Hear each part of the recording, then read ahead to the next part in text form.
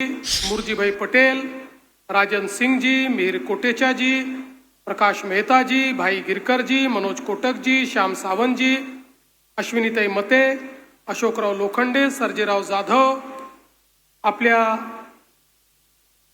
या एसआरएचे सीओ महेंद्र कल्याणकर, या कार्यक्रमाकरता आवर्जून उपस्थित असलेले लोकशाहीर साहित्यरत्न अण्णाभाऊ साठे यांचे नातेवाईक श्रीमती सावित्रीबाई मधुकर साठे, श्री सचिन भाऊ साठे, श्रीमती ज्योती साठे, श्रीमती आरती साठे, मंचावर उपस्थित सर्व मान्यवर आणि या ठिकाणी उपस्थित सर्व माझ्या माता भगिनी आणि बंधूंनो, आजचा दिवस हा आपल्या सर्वांकरता अतिशय आनंदाचा दिवस आहे। अनेक वर्ष प्रत्येक 1 ऑगस्टला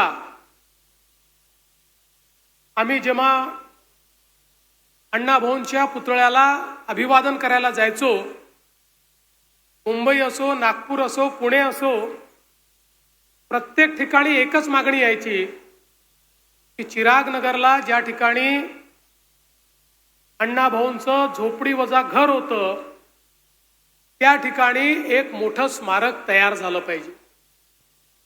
20-25 वर्ष सातत्याने ही मागणी होत होती, पण दुर्दैवाने त्यामध्ये प्रगती मात्र फारशी होत नव्हती। आणि त्यावेळी मुख्यमंत्री म्हणून काम करण्याची संधी मला मिळाली।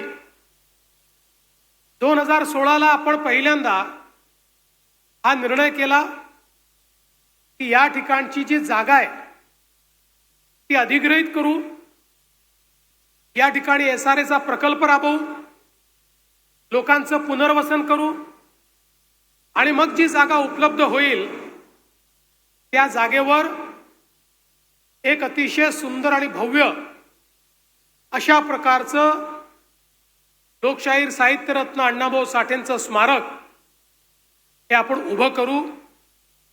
त्या दृष्टीने आपण एक समिती तयार केली। 2017 साली आता ज्यांनी याचे सगळे आराखडे तयार केलेत त्या धायगुड्यांची नेमणूक आपण केली आणि त्यानंतर हा प्रयत्न सुरू केला। साधारण 2019च्या दरम्यान माझ्या हे लक्षात आलं की वेगवेगळे लोक एसआरएचा प्रस्ताव आणतात, पण मॅक्सिमम लोकांचा इंटरेस्ट हा त्यातनं आपल्या बिल्डरचं काम कसं पुढे नेता येईल अशा पद्धतीचा आहे। स्मारकाच्या बद्दल फारसं गंभीर कोणी नाही, तर प्रत्येक जण या भागामध्ये एसआरएच्या माध्यमातनं आम्हाला फायदा कसा करता येईल या संदर्भात प्रयत्न करतोय। आणि म्हणून 2019च्या फेब्रुवारीत आपण पहिल्यांदा निर्णय घेतला की आतापर्यंत एसआरएने खासगी विकासकांना वेगवेगळे प्रकल्प करायला लावले, पण हा प्रकल्प आता खासगी विकासक करणार नाही, एसआरए स्वतः हा प्रकल्प करेल, एसआरए त्याच्यामध्ये पैसा टाकेल, एसआरए पुनर्वसन करेल आणि एसआरएच या ठिकाणी हे स्मारक बांधेल। हा निर्णय आपण केला। वेगवेगळे प्लॉट्स एकत्रित कसे करायचे या संदर्भातला निर्णय आपण त्या ठिकाणी केला। दुर्दैवाने 19च्या शेवटी सरकार गेल्यानंतर जवळपास 2.5 वर्ष या ठिकाणी फारसं काही काम होऊ शकलं नाही। जी काही कारणं राहिली असतील, मला कोणावर टीका करायची नाही, 1-2 बैठका झाल्या पण फारसं काही काम झालं नाही। पुन्हा 24ला शिंदे साहेब मुख्यमंत्री झाले, मी गृहनिर्माण मंत्री झालो आणि या कामाला पुन्हा एकदा आम्ही चालना दिली आणि सातत्याने पाठपुरावा करून याचे सगळे निर्णय आपण करून घेतले। या संदर्भात त्याचा आराखडा असेल, त्याला मान्यता देणं असेल, त्या ठिकाणी टेंडर काढणं असेल, पुनर्वसन असेल। हाही प्रश्न आला की पुनर्वसन करताना अपात्र लोकांचं काय करायचं। त्यावेळी आम्ही निर्णय केला की पात्र असो की अपात्र असो, अण्णाभाऊंचं स्मारक करायचं असेल तर ते स्मारक वंचितांना उद्ध्वस्त करून करता येणार नाही. त्यामुळे प्रत्येकाला या ठिकाणी त्याचं पुनर्वसन केलं पाहिजे आणि तशा पद्धतीनं ते पुनर्वसन आपण केलं. मी मनापासनं SRAचे श्री कल्याणकर आणि त्यांच्या अधीनस्थ सगळ्या अधिकाऱ्यांचं अभिनंदन करतो की त्यांनी अतिशय चांगल्या पद्धतीनं वेगानं हा संपूर्ण प्लॉट रिकामा केला आणि आता पहिल्या टप्प्याचं भूमिपूजन आपण आज करतोय. मला 2 लोकांचा उल्लेख या ठिकाणी निश्चितपणे केला पाहिजे. खरं म्हणजे मंचावरच्या अनेक लोकांनी यात खूप मोलाची मदत केली आहे, पण राम कदम जे आमचे इथले आमदार आहेत त्यांचा मी विशेष उल्लेख करेन. कारण रामभाऊंनी याच्या प्रत्येक पावलावर त्या ठिकाणी मदत तर केलीच, पण दुर्दैवाने पहिलं प्लॅनिंग हे चुकलं होतं आणि या ठिकाणी घर दुसरीकडे आणि स्मारक दुसरीकडे अशा पद्धतीचं प्लॅनिंग झालं होतं. कदाचित थोडं सोयीचं वाटल्यामुळे ते प्लॅनिंग करण्यात आलं होतं. रामभाऊंनी ते निदर्शनास आणून दिलं आणि सांगितलं असं चालणार नाही. आणि मग पूर्ण प्लॅनिंग आम्ही बदललं आणि सांगितलं जिथे घर तिथेच स्मारक. आणि अशा पद्धतीनं या सगळ्या याच्यात रामभाऊंनी खूप चांगली मदत केली. आणि दुसरं, याचा सातत्याने पाठपुरावा करणारे आमदार अमित गोरखे यांचंही मी मनापासून अभिनंदन करेन की ज्यांनी सातत्याने या सगळ्या गोष्टींचा पाठपुरावा या ठिकाणी केला. आणि आज मला आनंद आहे की मागच्या काळात मी आणि शिंदे साहेबांनी सातत्याने बैठका घेऊन यातले सगळ्या अडचणी दूर झाल्या आणि आज या स्मारकाचं काम हे या ठिकाणी सुरू होत आहे. ही खरोखर आपल्या सर्वांकरता अतिशय आनंदाची गोष्ट आहे.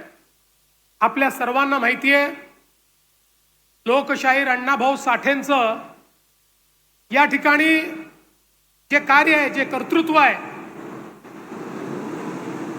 भारताच्या स्वातंत्र्य लढ्यात असेल, गोव्याच्या स्वातंत्र्य लढ्यात असेल किंवा संयुक्त महाराष्ट्राच्या चळवळीमध्ये असेल, या प्रत्येक ठिकाणी वंचितांचा आवाज म्हणून, कष्टकऱ्यांचा कामगारांचा आवाज म्हणून आणि विद्रोहाची धार म्हणून त्या ठिकाणी लोकशाहीर अण्णाभाऊ साठेंनी एक अतिशय मोलाचं कार्य केलंय. संयुक्त महाराष्ट्राच्या चळवळीत याचा मगाशी उल्लेख झाला की लोकशाहीर अण्णाभाऊ साठे आणि शाहीर अमर शेख या जोडीनं ज्या प्रकारे सामान्य तरुणांच्या रक्तामध्ये सळसळ उत्पन्न केली आणि सामान्य तरुणाईला रस्त्यावर आणून एक प्रकारे त्या चळवळीचा भाग बनवलं आणि ज्यावेळी अतिशय दमनकारी नीती या चळवळीत चालली होती, तत्कालीन केंद्रातलं सरकार, राज्यातलं सरकार रोज लाठीचार्ज करायचं, मोठ्या प्रमाणात दमन करायचं, लोकांना मारहाण व्हायची. त्यावेळी जखमी झालेले जे आमचे संयुक्त महाराष्ट्राचे सेनानी होते हे पुन्हा एकदा लोकशाहीर अण्णाभाऊ साठेंचं काव्य, त्यांची गीतं ऐकल्यानंतर त्याच ठिकाणी उभे राहायचे आणि पुन्हा संघर्षाला पुढे जायचे. आणि म्हणूनच आचार्य अत्रेंनी लोकशाहीर अण्णाभाऊ साठेंच्या बद्दल बोलताना एकदा सांगितलं, म्हणाले, अण्णाभाऊ तुमच्या शाहिरीचं कौतुक करण्याकरता छत्रपती शिवाजी महाराजच हवे होते. ते असते तर शेरभर सोन्याची कडी तुम्हाला त्यांनी घातली असती. अशा पद्धतीनं या ठिकाणी लोकशाहीर अण्णाभाऊ साठेंचं खऱ्या अर्थानं त्यांनी वर्णन केलं. समाजातील दुर्बल, कष्टकरी, उपेक्षित, वंचित या सर्वांचं दुःख अण्णाभाऊंच्या साहित्यातनं त्या ठिकाणी प्रगट झालं. आणि त्यांच्या साहित्याला इतकं वैविध्य होतं. कथा होत्या, कादंबऱ्या होत्या, नाट्य होतं, लोकनाट्य होतं, वग, गण, गवळण, पोवाडे, असं कुठलंही क्षेत्र नाही की ज्या क्षेत्रामध्ये लोकशाहीर अण्णाभाऊ साठेंनी आपल्या कार्यातनं आणि कर्तृत्वातनं आपला ठसा उमटवला नाही. खरं म्हणजे वाटेगाव सारख्या एखाद्या छोट्याशा गावातनं 1-2 वर्ग शिकलेला मुलगा मुंबईमध्ये येतो, अतिशय हलाखीच्या परिस्थितीमध्ये, खायला नाही, राहायला नाही, काम नाही, अशा परिस्थितीमध्ये इथे जगतो आणि त्यातून स्वतःच्या पायावर लोकांच्या मनामध्ये एक साम्राज्य तयार करतो. हे लोकशाहीर अण्णाभाऊ साठेंनी या ठिकाणी करून दाखवलं. आणि खऱ्या अर्थानं लोकशाहीर अण्णाभाऊ साठेंच्या साहित्याची उंची काय, भारतातल्या भिन्न भिन्न भाषांमध्ये हे साहित्य अनुवादित झालं याचं मला आश्चर्य वाटत नाही, पण खऱ्या अर्थानं याचं कौतुक वाटतं आणि याचा अभिमान वाटतो की जगातल्या 27 भाषांमध्ये लोकशाहीर अण्णाभाऊ साठे यांचं साहित्य अनुवादित झालं.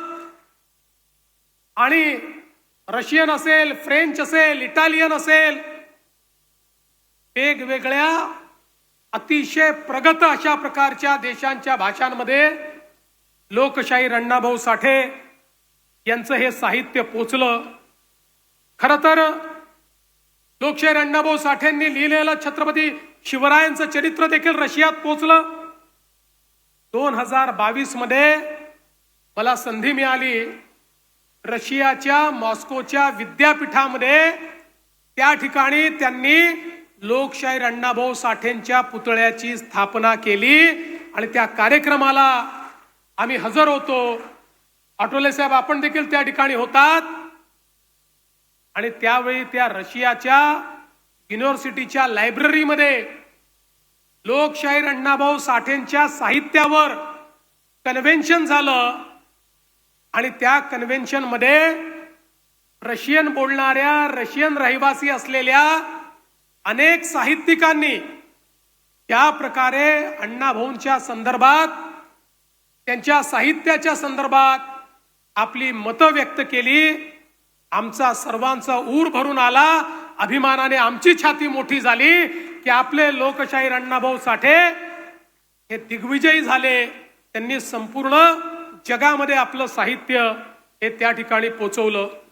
आपल्याला कल्पना आहे की या ठिकाणी फकीरासारखी त्यांची कादंबरी जी अजरामर झाली, जो फकीरातला नायक फकीरा आजही सामान्य माणसाच्या व्यथांना अभिव्यक्ती देतो आणि केवळ अभिव्यक्ती देत नाही तर लढण्याचं सामर्थ्य देखील देतो. त्यामुळे त्यांनी जे साहित्य निर्माण केलं ते त्या काळाला सुसंगत तर होतच, पण त्यांचं साहित्य कालजयी आहे, ते आजही तेवढंच सुसंगत आहे. आणि म्हणूनच महाराष्ट्र सरकारने निर्णय करून त्यांच्या साहित्याचे खंड हे प्रकाशित करण्याचा आम्ही निर्णय केला. आणि आपल्याला माहिती असेल, मागील वर्षीच आम्ही त्यातले काही खंड हे त्या ठिकाणी रिलीज देखील केले. अण्णाभाऊंचं हे जे काही साहित्य आहे हे सामान्यातल्या सामान्य माणसापर्यंत पोचलं पाहिजे आणि त्यांनी जो दिलेला मंत्र आहे तो मंत्र सर्वसामान्यांच्या जीवनाचा मंत्र झाला पाहिजे, याकरता हे सगळे प्रयत्न आपण केले. शिंदे साहेबांनी मगाशी सांगितलं की आपल्या सगळ्यांची मागणी होती की या ठिकाणी पार्टीप्रमाणे आरटीची निर्मिती केली जावी आणि निश्चितपणे त्या ठिकाणी आम्ही आरटीची निर्मिती केली.